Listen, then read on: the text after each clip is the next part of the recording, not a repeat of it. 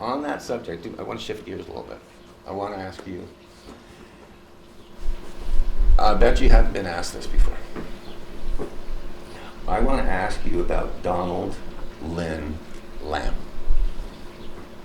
And take as long as you want. Yeah. Well, Donald Lynn Lamb is my dad. But yeah, you're right. Nobody ever asked, about your dad. Yeah, I dedicated my book to my dad. My dad was a dairyman, was a graduate of Thunderbird Business College. Very creative, probably one of the most intelligent people that I've had in my life. My dad was a tremendous, he studied everything.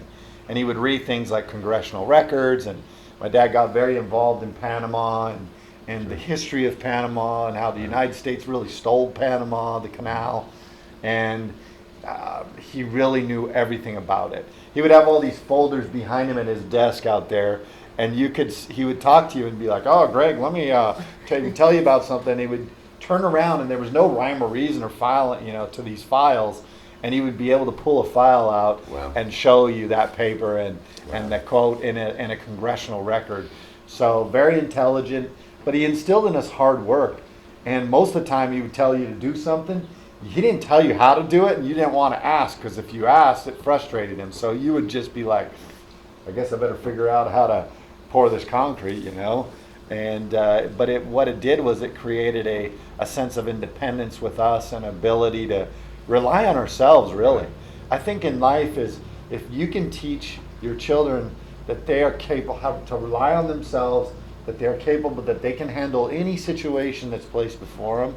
I think that's toolbox. You give them that's the paramount, toolbox. which is what he did. Is and then personal skills, everything about it. I mean, my mom obviously plays a huge part, but together I was very fortunate to have parents that developed all of us. My brothers and my sister are all contributing members of society. We're not criminals.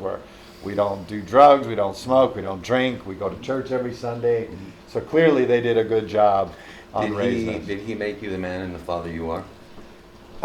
Definitely. I'm a no respecter of persons, though.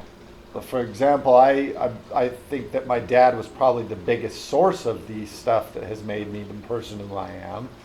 But at the same time, I might come and sit down with you and I might say, hey, I like what Greg does there. I think I'm going to try to apply that in my life. Or I might go and meet with Donald Trump Jr. or Donald Trump, President Trump, and say, you know what, I like that. Even Joe Biden, I don't think he has much to offer, but even don't get us Trudeau, started. But there is always something you can pull. And so I'm more of a glean from a lot of people. Right. And make that and put that in the pot of my authenticity and my uniqueness, and create me. So I would say that my dad is probably the one that had the most ingredients in that soup, but at the same Mark time, Lamb is Mark Lamb. I'm me, your own yeah. person. And that's how he would want it to be. Right. My dad never told us when I would say, "Hey, I'm going to do this or that." He never said, "No, you shouldn't do that," or whatever. Never. He never told us to not do it, and that's probably the biggest blessing was he allowed us to just, we took our boat off the shore and out to sea, and he let us find out for ourselves. That's the whole point, isn't it, of parenthood? Yeah.